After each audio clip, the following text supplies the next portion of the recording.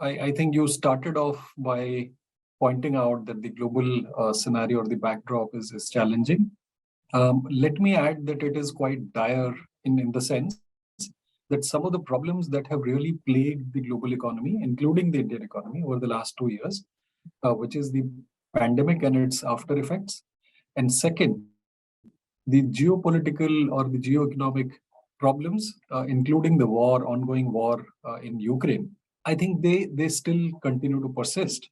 And therefore, I think most of these challenges this calendar or fiscal year 24 are likely to remain external, right? So global economy, geopolitics, all of these. And therefore, this is the setting or the context for the budget. I think, therefore, what becomes very important or critical for this year is we need to exercise fiscal restraint. What that will do is it will lower inflation, right? It will lower the burden on the RBI, which has been fighting this battle over the last, say, 9 to 10 months. And that will also support real income. So if inflation goes down, the real incomes in the hands of consumers go up. So it sounds slightly tricky. And very often we find that most people argue for something from the budget every single year. What I'm arguing is fiscal restraint. They should lower the fiscal deficit this year and commit to a fiscal consolidation path over the next 3-4 years. The other thing that they need to do is continue to focus on public capex, right? So PLI, public capex. And lastly, they should not really rock the boat in any which way, right? Given the kind of dire situation the globe is facing, we should not rock the boat by doing anything which is very fancy experiment. You saw what happened to the British government, I mean the UK government. They could not even outlast a lettuce leaf as you saw, right? So therefore, I think given the kind of backdrop we are in, it should be a non-negative budget. I think from my perspective, the overarching theme has to be stability, like Dr. Shukla pointed out. I think definitely stability has to be the overarching theme.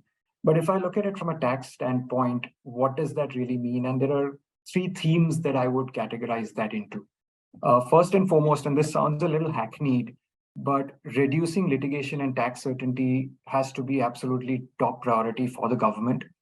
Some of the initiatives they've taken, such as the bar, etc., haven't really taken off. So it's going to be important for the government to send a strong signal about reduced litigation and tax certainty. Second, they have to continue the path of digitalization and simplicity. When I talk about digitalization, I'm talking about digitalization of the administration.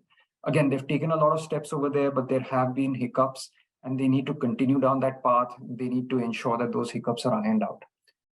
Third, we have to ensure that our taxing system starts aligning with some of the developments which are taking place globally. What do I mean by that? Today, you have the OECD and the G20 going with Pillar 1 and Pillar 2 and the initiatives surrounding that. I think the government has to give a path down that. Second, there is anti-avoidance, and that's again a big mantra across the world. The government has taken steps on anti-avoidance, but greater clarity surrounding that.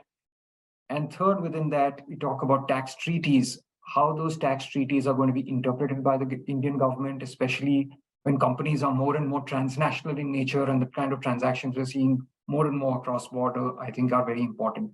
So from my perspective, those are going to be the 3 themes: tax certainty and litigation, digitalization and simplicity, and aligning our taxing system with what's happening across the world.